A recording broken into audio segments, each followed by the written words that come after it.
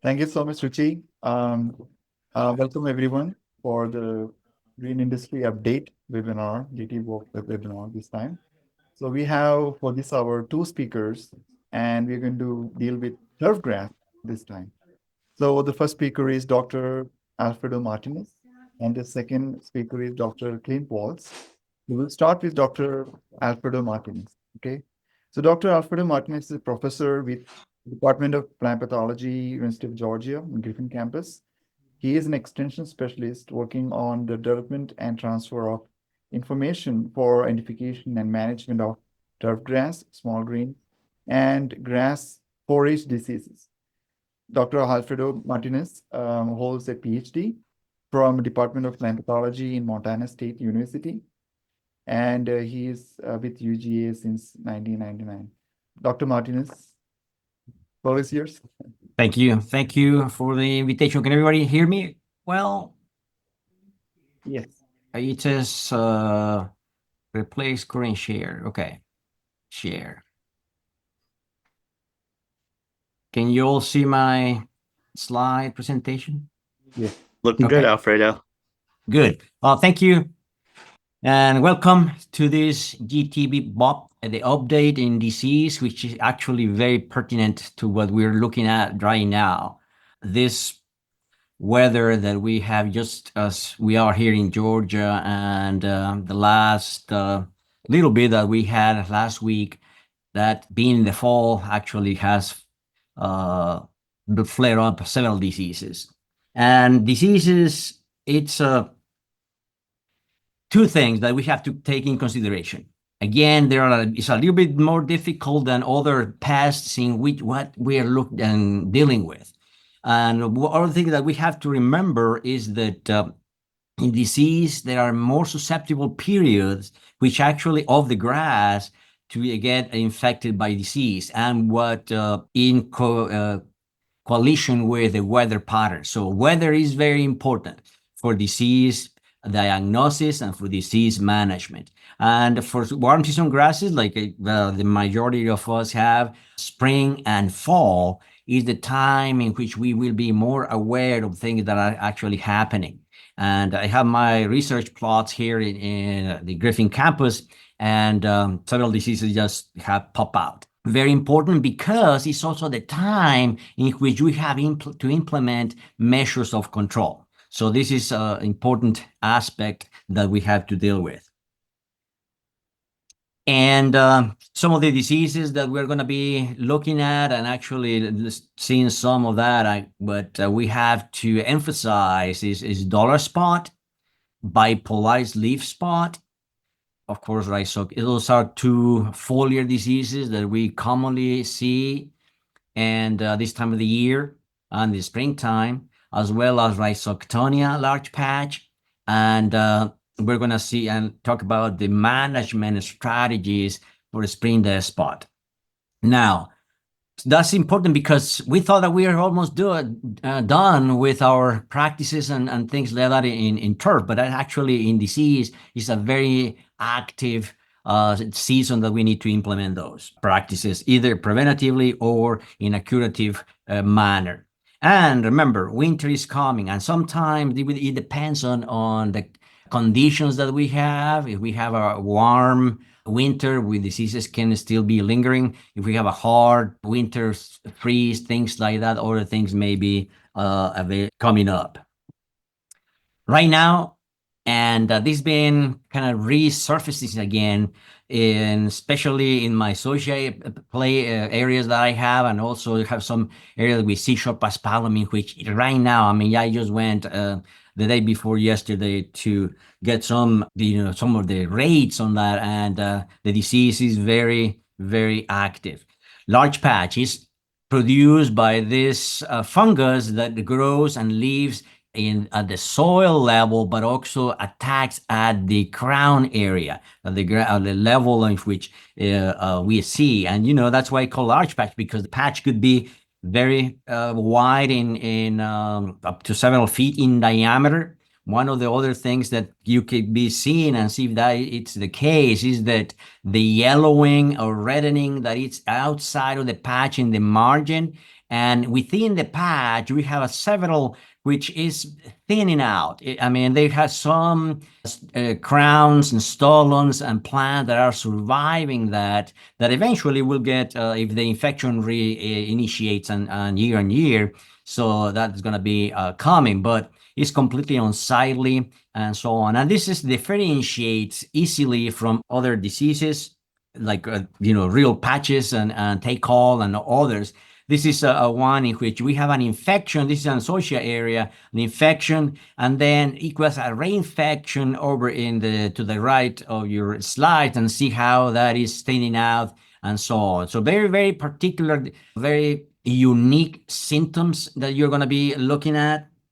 Be familiar with this disease, because if you don't have it, it may be time for that, because it's all the cultivars, all the species of grass are susceptible. It's particularly damaging on zoysiagrass, but it can go to San Agustin, centipede, seashore paspalum, other warm season grasses.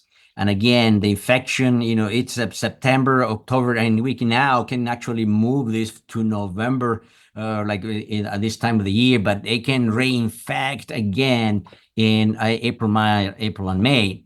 So again, this is the time in order to pay attention to the disease. It's again caused by the fungus Rhizoctonia solani, this circular patterns of dead and thinning grass. One of the things to look at is if you take some individual plants from the outside of the patch and look at it, you will see how the sheaths of those blades are rotting. So this is very, diagnostic type for that, if it can be bad. And, you can have many different grasses, areas where the have shade or is wetter, things like that, is when you have a lot more of that. So again, it's important to look at. So what can you do? Really, in this one, because it says crown rotting, because it's actually down in the crown area, it's very important an early detection for is a key for disease prevention. So that's one of the things that if you're in charge of the grass or the area, or that you can train your crew about detecting that this particular disease is important. At this time, no N. If you want to fertilize, you can put some K, and let Clint talk a little bit about fertility. But in terms of disease, and you're controlling Rhizoctonia, this is very important. Water, especially at the crown level, it's important. And all these 3 or 4 bullet points that I have in the bottom are really regarding the humidity in the canopy, in the crown, and in the soil. And so, well, we have been dry and things, but it just takes a little bit. Like right now, we've been dry for an extended period of time. It just took a little bit on a few last couple of weeks, and then this time today that is going to be it's just flaring up. But one of the most important aspects in Rhizoctonia management is the thatch reduction, meaning that the fungus basically leaves at the crown level, and the thatch is when we have that. So an excessive thatch basically provides all the right environment for the disease to thrive and then to infect. And once the infection is there, it is going to be difficult for that going, with a curative aspects of it. Because of the importance, we have a lot of chemical options too. I mean, of course, the cultural practices are important, such as right amount of water, such as proper fertilization, and the thatching procedures, and so on. But fungicides can be a good option for that, and we have several that are really good to control the Rhizoctonia. One of the things that are important, besides the actual fungicide, is the timing of application. right now is the time, and we are actually probably in the tail end of the prevention. Really, now we're probably starting a curative action, and because we have delay a little bit, and we have some higher temperatures that may give us a little bit of leeway this year to implement that. But timing is important, and also gallonage. What I mean with gallonage is how much water I put when I deposit in the fungicides. It's enough to reach the crown area.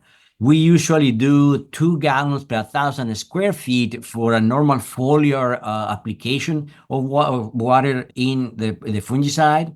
But for really crown diseases such as large patch, we probably need 3 gallons or if possible, or more, but reaching the crown is important. So at least 3 gallons per 1,000 square feet, it probably will be the best, or water it in very lightly. Usually with that gallonage of 3 gallons is enough to reach the crown. What are the products that are most effective? We have several. All the strobilurins are really good at it. Anything that has strobin at the end in the active ingredient, azoxystrobin, fluoxystrobin, 3-fluoxystrobin, and pyraclostrobin, things like Heritage, Disarm, Compass, Insignia, things like that are really good in controlling the disease, especially those if you put it at the onset of the disease or in a preventative manner. Then we have all the DMIs based demethylation inhibitors, such as ones that have propiconazole, tebuconazole, tridimethorphan, triticunazole, and so on. And that's important for that on those such as Trinity, tebuconazole. We have several that are there, and all these you can find it as a pest management handbook. But those are very good products. There are the new ones that we have, such as the SDHI succinate dehydrogenase inhibitors, such as floxapyroxad, Exemplar, or Penthiopyrad, the list, and some others that are really good in controlling the disease. And so this is part that we need to do. Some of the things that we have done here in several trials, in which has been very efficacious, things like Mirage, and some of them are only for golf courses, but you can have some at the end. In a few minutes, I'm going to tell you what's actually there for if you have a landscape business enterprise. So those are the things. And prevention is more efficacious of the go into that, but also let's say that you didn't have time, or you discover the disease later, probably a curative, it will help you, especially in the springtime when you have it, and then you can put about there, and the recovery that we seen, it's speed up by the fungicide apply on that. So it's important to go preventatively, but also maybe early on an early curative also will be very beneficial. So one of the diseases to look for right now, Rhizoctonia. This disease, spring dead spot, I'm going to be talking about. This is a disease that we actually see it in the springtime. And I kind of mentioned that this disease, mostly 95% of the time, will occur only on Bermuda grass. Zoysia may have it occasionally, but I would say pretty neglected time or numbers for zoysia grass. So you think of spring dead spot, think about Bermuda grass. And what is the symptoms? And you see here that the patch is dead. There are actually no grass in here. Some of these that you see, it's basically weeds coming up, or basically another two infection sites coalesce and things like that. One other thing that you will notice too is that there's dead grass and green grass. It's not like in rhizoc, in which some of that is actually about like dying grass. In this one is dead and green grass. So one of the things, one of the questions that you actually come and see during the springtime is, well, is this spring dead spot or something else? If something else, it's if the spot, the grass came and then died, that's not spring dead spot. This disease, the infections happen in the fall, the death of the grass happens in the winter, and then you have the symptoms in the springtime. So that's one of the things that you should ask at the very, very beginning. Died and then recovered, not spring dead spot. It can be very, very damaging. It can be, all settings and things like that can be. So we've seen it in golf courses, we've seen it in sport field, we've seen it in landscape scenarios, and all of them are highly susceptible. The disease actually attacks the root system. This is a disease that attacks the root system. And I'm referring this because it actually has where you're going to be looking at your management strategies. This one is that temperatures below the 50 degrees. This is started at this time of the year. When then a winter, when that maybe less than 20 degrees, when those hard freezes, that's what actually kills that.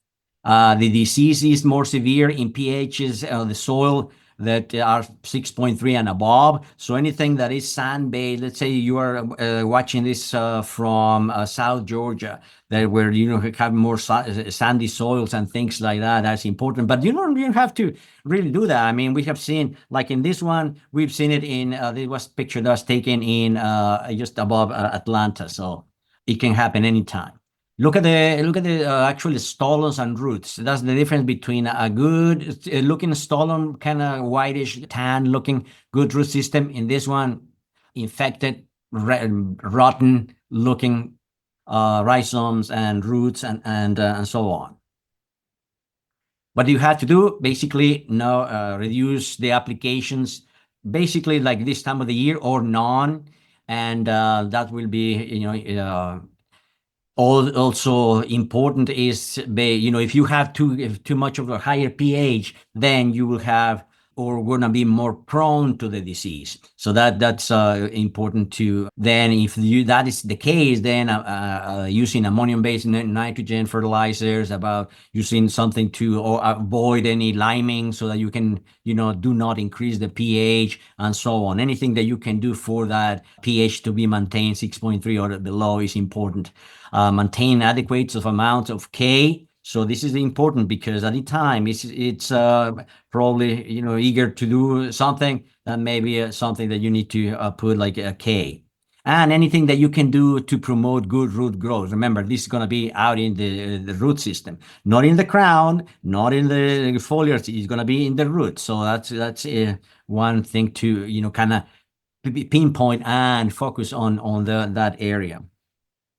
This growing list of fungicides that we have in this one, several of the strobilurins are really good, Heritage, Headway. Some of these that you see in here that either this SDHIs or the strobilurins are really good. Things that we have seen that worked, or a combination of the strobilurin plus the DMI really works. So we have Heritage, Headway, Disarm, Fame, Lexicon, Kabuto, Tekken. We have several of those. And I have a spam call. And, some of those, for example, the Listam, Posterity, some of the things that are actually really good in against the spring dead spot. In spring dead spot, the key is go in the fall. If you had an infection in the springtime and now the grass looks good, because it eventually will cover the patch and things, you still have to go preventatively again on this. And this is going to be important for that in the fall. So right now, if you haven't done it, this is the time, and you had an infection of spring dead spot in the spring, this is the time to address it. Because if you're going to try to do it in the springtime, that not maybe go against the current. So again, in the springtime, maybe you have a way to reduce the time that you see the symptoms, but really the timing for spring dead spot management is right now. It's important now, the Gallonage too. Now, this one is in the soil, so you have to do at least more than 3 gallons per 1,000 square feet, or really this one, you have to water in that product in order to go down to the crown level. We don't usually use wetting agents in our research found that, yeah, maybe a little bit enhances the efficacy of the product, but really it's more important the product being delivered where it needs to be. Because I always don't have time and to do that, these are the newest products that we have seen, and you may have seen it already in the market there. That's Serrara, that's Picarbutrasox. It's important because this is one of the very few products that actually target Pythium. Pythium is another disease that is going to destroy your root system, and it thrives in very wet environments. I'm glad that there's another. We have several products, but really we kind of for a long while with no really any other products that we had for Pythium. So Serrara, it's one of those. Kalida is another product that is a combination of an SDHI fluindapyr and one that it's a DMI, which is flutriafol. Targets several diseases from dollar spot, Bipolaris, take-all root rot, Rhizoctonia, and several others. Densicor, it's a prothioconazole, it's a DMI, also a azole product for several diseases, foliar and root diseases. Resilia, this one is interesting because it's actually a combination of several products such as flopyram, prothioconazole, such as Densicor, and propamocarb, and that targets several root diseases. So it's interesting because this one, Serrara and Resilia, they just come out in this year that actually very effective on targeting root diseases. Ascernity, we have benzovindiflupyr and the fenconazole, another SDHI and a DMI for several diseases. One of the interesting things, for example, here is that the fatty ring also start to be appearing in more and more labels. Posterity, XT, and Forte, basically it's the Posterity that we used to have, just to now have a little bit more of actually active ingredient or a combination of other one, like in Forte and things that actually added another product. So in this one, Rhizoc is very targeting that particular one, and we had several trials with this one in which we saw the efficacy. And Encartis, this product been in the works for several years, is Boscalid, which is a product that actually was, and if you see, is very efficacious against dollar spot. But that was now they added chlorthalonil in it, and they has extended the label to several diseases. So these are the newest products that you will have in 2024 that are out there for you to use. For the landscape companies, also the industry has been, the chemical company has been targeting this particular group with fungicides that are specific for this, such as Heritage SC, isn't just basically another isocystrobin, but in another formulation that are very now unique to the landscape. Compendium, that's another one. And that we have, that it's basically what I used to call Armada, isocystrobin plus propiconazole, also used by exclusively landscape. And now it's isocystrobin. It's basically another product that is out there. Caston, Foxchlor, and we have also Aramax in that, but Foxchlor, Castlon, and now Compendium are products that are now available for many different residential and things like that, are more landscape friendly products for that. We have several others, and with this I probably have some quick or couple of diseases, but Mirage, Exteris, Exemplar, Lexicon, Velista, Posterity, Cavuro, Tekken, Divanem, and Indemnify, two of those nematicides that have been in the works, but relatively new also for you to kind of explore. Some of those are very efficacious on dollar spot, and some other in Rhizoc, Velista and Rhizoc, Exemplar on dollar spot, and so on. So those are for you to, you can take a picture of the product, the slide if you want, or something. All this information, we have it in the Pest Management Handbook. We've seen a little bit less common diseases, but we still get questions on this. And one is this, the Microdochium Patch. This one is basically cold season disease. We see it a lot in Bermuda grass, in zoysiagrass, in paspalum, but really when we have an extensive period of wet and cold, and when the grass is almost into the dormancy. So this one, a preventative application also may large patch or spleen spot may help you out for this one. So it's important, but we still, although it's mostly a foliar disease, and we'll kind of go out of it when the temperatures start to go up in the springtime. Still, presents a lot of questions and things on it, and maybe something that we need to be aware. It used to be called Fusarium in the past. Now we know that it's a little bit different, Microdochium, for the same, but it's one of the things that if you have a county agent nearby, just get, because of this, the way to diagnose is very, rather quickly. So when it's something that is attacking.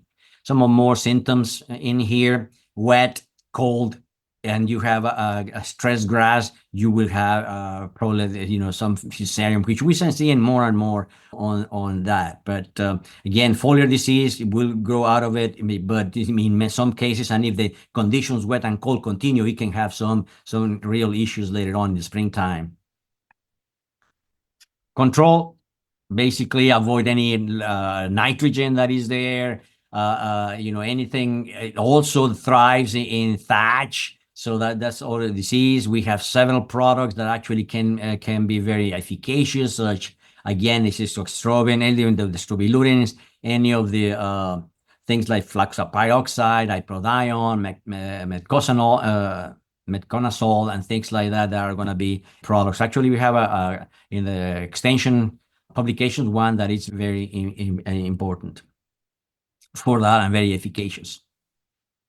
One of that it's looks like this is a Bermuda grass, and you don't see much of anything, just like a whitish looking, but you don't see grass dying. You just kind of see all that. That's what we call cream life blight. It can have some issues, but mostly just basically spots and in very, very dormant or semi-dormant.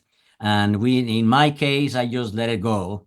In some people, especially if you are in a golf course situation, I may have some greens issues and things like that. But in normal landscapes and so on, I think it's more of a nuisance than actual danger for the grass. I put this one there because we still have questions about it. And if it's cold, wet, and you have this and all over, especially residential area and things like that, you can think what's actually going on. Well, that is going to be mowing off that in the springtime will basically make the deal. That's pretty much what I have. I don't know how much time do I have. We kind of start a little bit late. Yeah. One thing that is actually blowing right now that I've seen is the Bipolaris leaf spot. And I just got one sample today about Bipolaris leaf spot. This one also is only disease, only in Bermuda grass. And basically, it's an actual spot, black looking spot. And it's all, it has no rhyme or reason. You just kind of in the grass, just like thinning out, dying, things like that. It actually has a lot of spores in it. So these spores, so that's why it's jumping all up and down by rain, by mowing equipment, by people activity, things like that. One thing that we need, if I see this disease, is almost a direct relationship with the actual low potassium level. So the first thing is we look at the potassium levels, and then we have several products that we can actually do. Here are some of those, such as iprodion, mancozeb. Some of the strobilurins are really good for it, and then we have several of the SDHIs. In golf courses, mancozeb and iprodion, they should do the job. others, but that in combination with potassium, good level of potassium, and so on. Remember, this is one that is dispersed by the spores. So very important, if you have an area which is more heavily affected than other, then you have to go and probably mow that area last, or anything that you can do to avoid any, dispersal, catch the clippings, do the things that probably need to be there. And with that, I'll have some questions. Yeah, Alfredo, thank you so much. We'll save the questions towards the end. They're okay with you? Sure. Did I just stop the sharing or Yes. not? Okay. Okay. Okay, let's move on with our second speaker. Our second speaker is Dr. Clint Waltz. So Dr. Waltz is a professor and extension specialist at the University of Georgia. He has statewide responsibilities in all turfgrass management areas, including turfgrass water management. Dr. Waltz, the floor is yours. Thank you, Schmott, on it. We'll move kind of quickly through some of these seasonal practices for fall and winter. First thing is I want to talk about fertilization. So, for a little while, I kind of had to lay off of Scott's because they retired Scotty, but they brought him back with long hair and a little bit more of a rugged look to him than an older Scotty out there. So, but nitrogen this time of year, don't be misled by advertising or a sexy Scottish burr. Instead, ask, hey, Scott, when should I feed my warm season lawn or when should I feed my cool season lawn, depending on what we're growing out there. So, timing nitrogen fertilization, many of you may have seen this with me before, especially for the spring.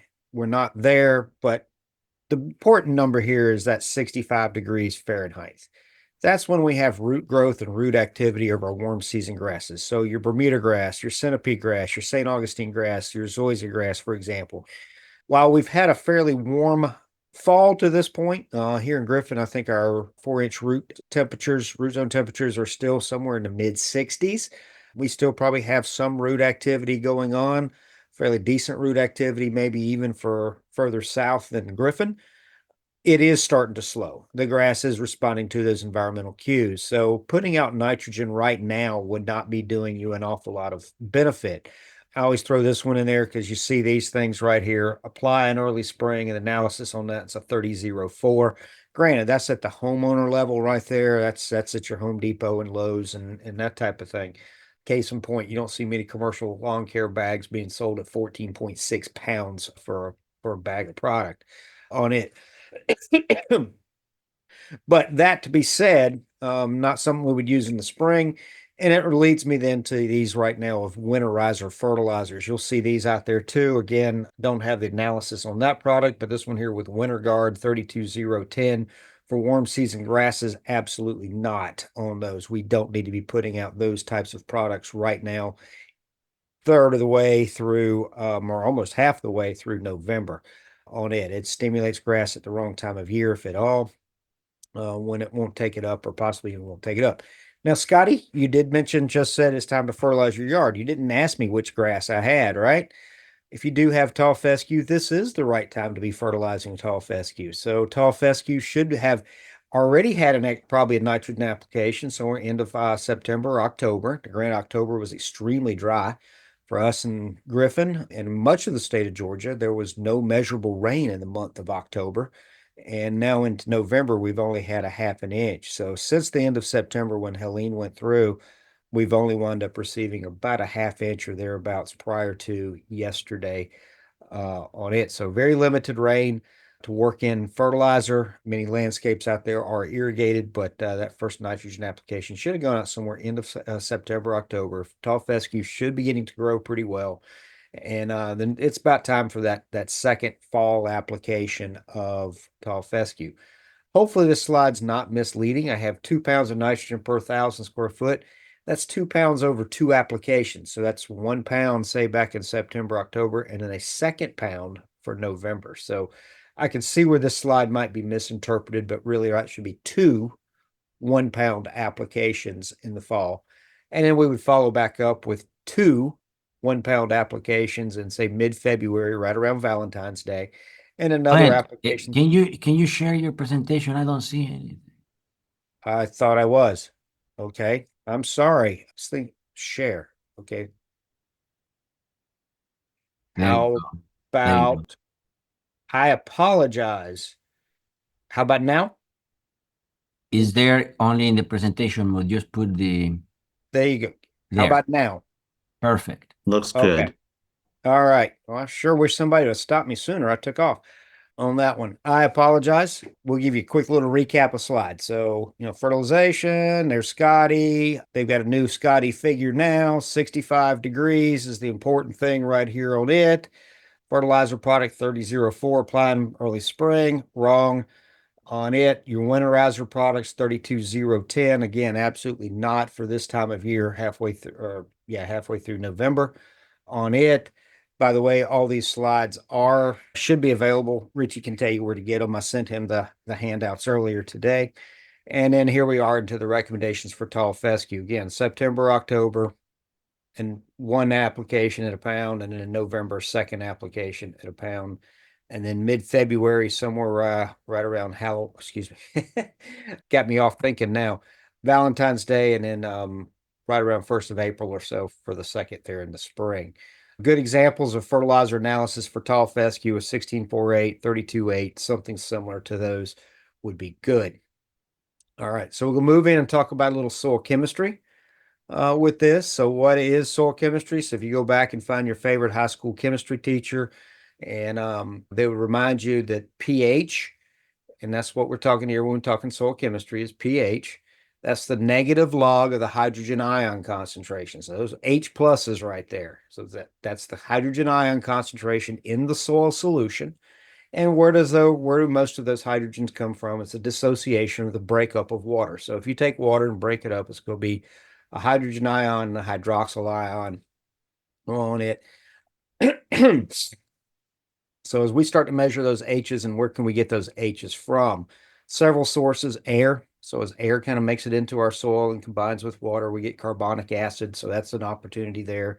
Soil mineralogy. So some of our soils, as it kind of releases some hydrogen from that, winds up can contribute to, excuse me, not necessarily the hydrogen, but also the aluminum. So as the aluminum kind of interacts with water, we wind up releasing some of those H pluses and increasing those H plus concentrations. The plant itself actually contributes. So the plant's going to maintain neutrality within it. So inside the root and outside the root. So as ammonium. So here you see that NH4 plus. So as ammonium moves out of the soil solution and into the root, that nitrogen is taken up and used by the plant. Well, in order to maintain neutrality, it has to exclude or pump out a hydrogen ion. So as that hydrogen ion leaves the plant and makes it its way into the soil solution, that will actually decrease the pH, so increase the hydrogen ion concentration. And those two do seem, if you think about it, counter to each other. So as the hydrogen ion concentration goes up, the pH actually goes down. The pH measurement goes down. It's that whole negative log function to it. Similarly, calcium. So plants need calcium. So as it takes calcium up out of the soil into the plant, that has to pump out 2 hydrogens in order to maintain neutrality within the plant to balance things back out. So the plant actually can contribute to its nutrient use and needs, can actually contribute to the increasing the soil pH out there. And in some of our fertilizers, especially if it contains ammonium, here's an example right there. So we apply ammonium nitrate or ammonium sulfate. That ammonium, that fertilizer itself, can actually contribute to lowering the soil pH on those. So why is this important? And this is just one of several things that we could look at. But if phosphorus is something we want the plant to take up, which it needs for energy, phosphorus is going to be available to the plant kind of in the range between 5 and 7, in this range right here. So adjusting your soil chemistry is important to make sure you've got proper nutrient uptake and nutrient use efficiency to it. So at wrong pH, we get too much phosphorus fixation by aluminum and iron ions in the soil. If it's too high, you get phosphorus fixation, which means the phosphorus is bound and is unavailable to the plant itself. In this case, it would be by calcium if the pH is too high on it. So the sweet spot, you got to make sure your chemistry is correct, such that the sweet spot for, in this case, phosphorus, P, is somewhere between 5 and 7. And most of our nutrients fall right in that range of 5.5 to 6.5. So it's a good range for most of our grasses to be 5.5 to 6.5 on those. So the only way you know if you've got the pH correct in your soil is with a soil test. You can't take in your hand out there and dig it up and look at it. You can't taste it. You can't smell it, kind of thing. So you don't know, well, you can do all those things, but it's not going to tell you what the pH is on it. So you send it off, you take a sample, you send it off to the lab, and the lab actually runs 2 tests. The first one's just a basic pH test. So they'll take and dry the soil out, weigh out 50 milligrams, put in 50 milliliters of water, stir it up, let it sit, and then measure it. And that will tell you what the pH is. And that answers the question, do you need lime or not? For our soils in the Southeast, most of the time they're low and need to rise up. We need to raise the pH. I'll get it out in a minute. Raise the pH, and lime would be what we would use for that. And we'll go into more detail here in just a minute. But how much lime do you need in order to raise the pH where you need it to go? Not all soils are the same. So the second test that is run is called a lime buffer capacity. That tells you how much lime you need to get into the appropriate range to achieve that nutrient use efficiency. Our lab at the University of Georgia uses the calcium chloride method to do it, and that method was developed to replace the old Adams-Evans buffer method that dates back to the, I think, 1960s, if I remember my soil science history correctly on it. And our lab at UGA tried to move away from the Adams-Evans buffer because it works very well, but the downside of that one is the reagents that are needed actually produce some hazardous waste. So what can we do to reduce waste and keep the cost down? And that's when our lab at UGA about 15 years ago, 20 years ago, came up with the calcium chloride method. So it's just as efficient, works just as well, tells us how much lime we need based on our soils, and it helps us keep the price down on things and return samples back to our results back to you fairly quickly. So if our soils come back and we need to raise the pH, in other words, our pHs are low, and we need to raise them to get them up into that appropriate range, 5.5 to 6.5 more or less, we use the lime products to do it. Depending on how much you need, and that soil test will tell you that, my conservative suggestions out there is typically to split your rate, especially if the recommended rate is anything greater than a ton per acre, or on the landscape side, 30 pounds per 1,000 square foot. So if you come back and get a recommendation, you need to put out 1.5 tons in order to achieve, or in this case would be what, 45 pounds per 1,000.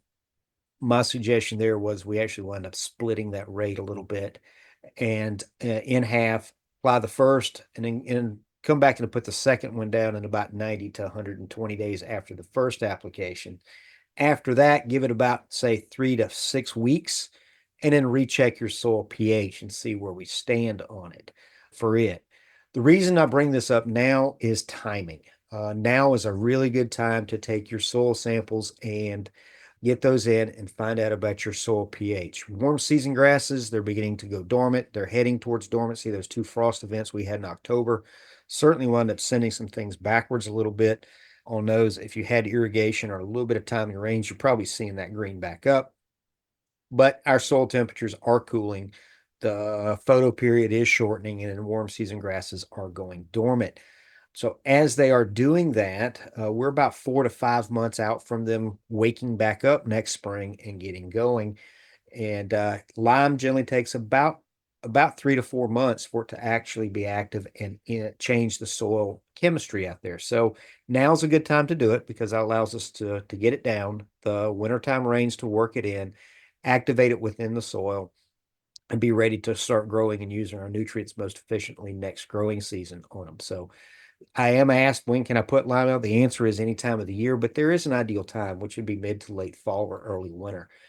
Our cool season, guys, for tall fescue, same thing, but then it's midsummer. So midsummer, you wind up fast forwarding about 3 months, and that's going to be somewhere right around end of September, 1st of October, and that's whenever our first growing season out there.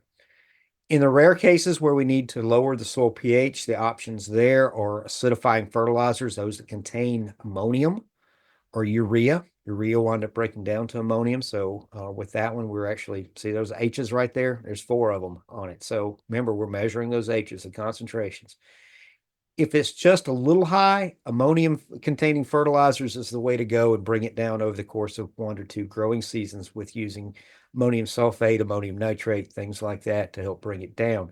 If it's a little more extreme, then we have options for split piece sulfur. And it's just that. This is split piece sulfur in the photograph to the right. Looks like little English peas, except for the yellow or orange and not green.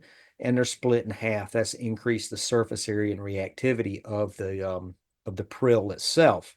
If it's really bad and we need to add in elemental sulfur, that's an option. It does come out as a powder. That one I like using on warm season grasses this time of year because they're going dormant. You run much less of a risk of any visual burn or injury to the grass itself. Since the grass is slowing down, going brown, you're not going to see any injury with any elemental sulfur this time of year. Don't exceed 5 pounds sulfur per 1,000 square foot. Again, we're just trying to keep it down, prevent any kind of injury on the thing. But that's whenever, say, pHs are 7.8, 7.9, 8, 8.2, 8.3. And yes, we do have some organic soils along the coast that get us to that level. Let's talk about a couple weeds for a minute. Do you see it on this one? This was taken last year, early October. Do you see it now? Zoom in a little bit. Do you see it there? That's annual bluegrass. That's POA. That was it germinating last October, early October last year.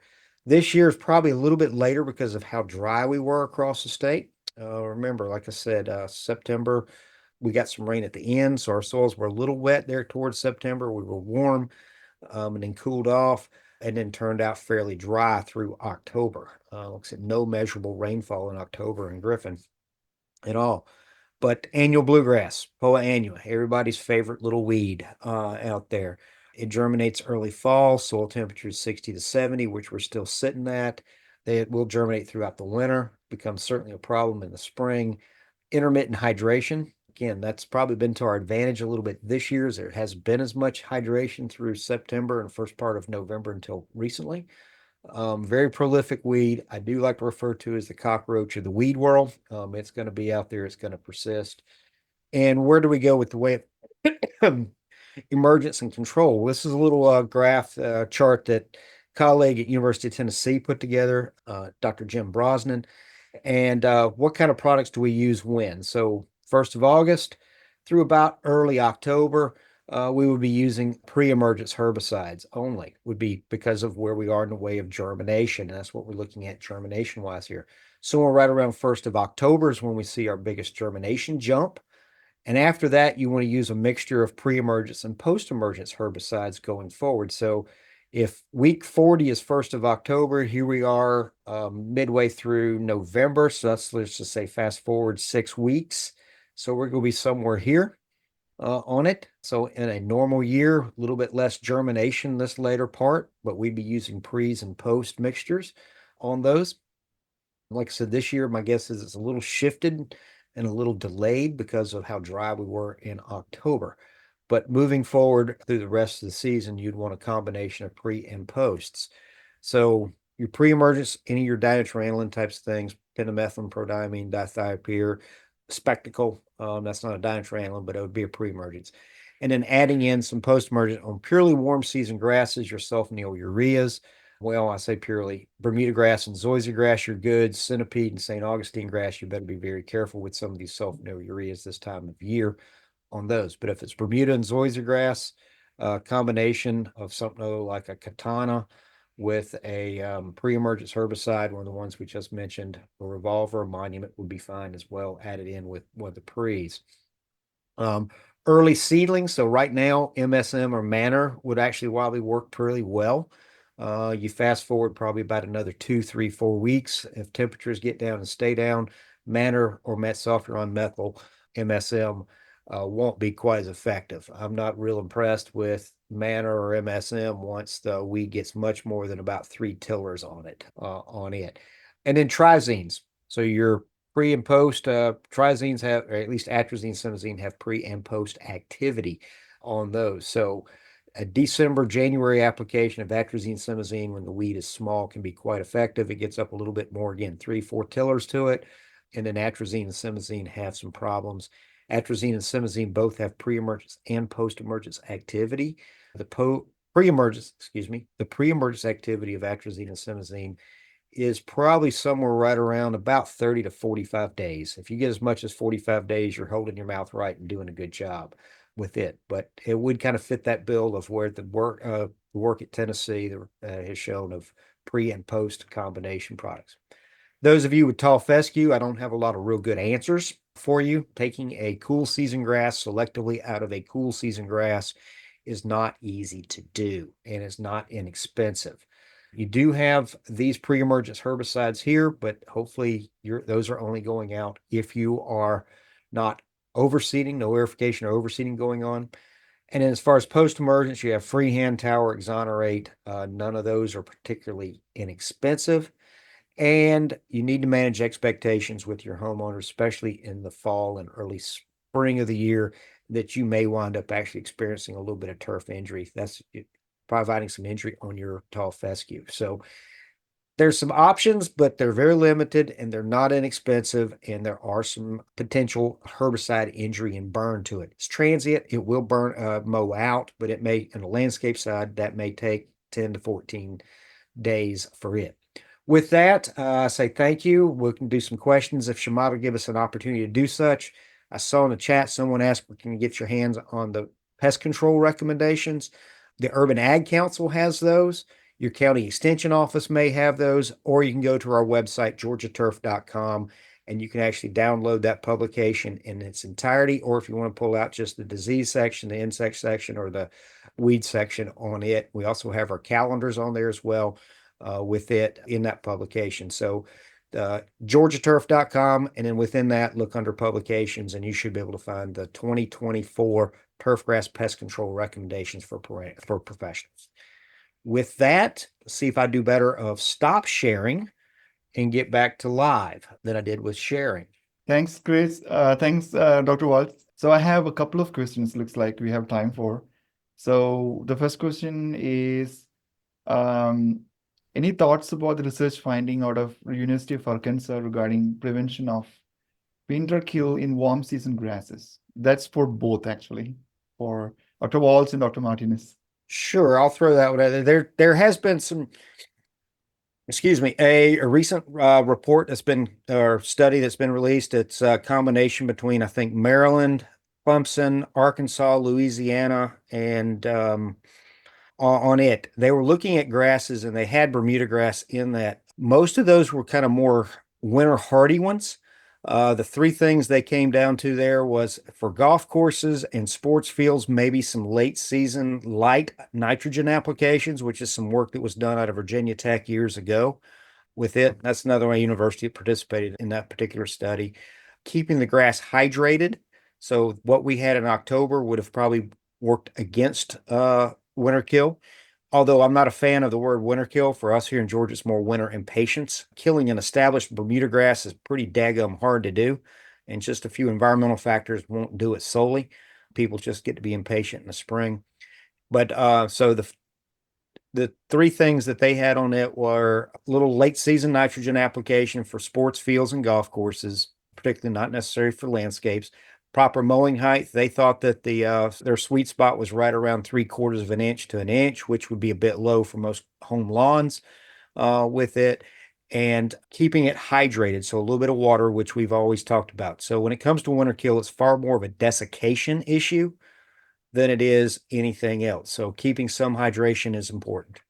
I think I just want to add a little bit about that. I think it's a new research. One of the things that they was only, first of all, only in Bermuda grass, and I'm not trying to go against that research. It's actually very sound on that, but it's just, we have to be careful. It's a very slow release. That's when they find in combination with other factors, the wetting agents and things like that. So it has to have a combination of things that's happening for that to say that. Now, that's if we only compartmentalize winter kill.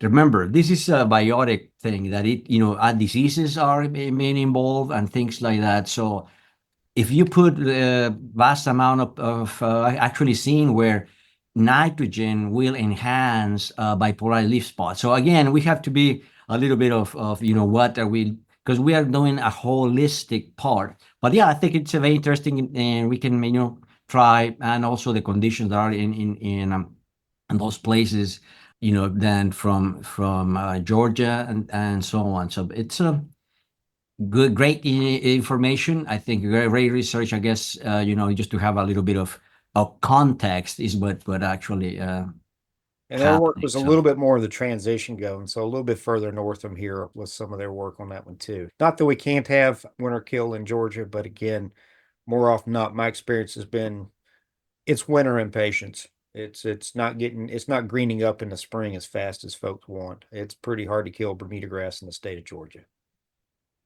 Thank you, Dr. Waltz. We've had time for maybe I'll take one more question if you can go really quick. So this question was, what does buffer capacity mean? Okay. So buffer capacity within our soil means that based on the soil itself, the parent material, its resistance to change in the pH.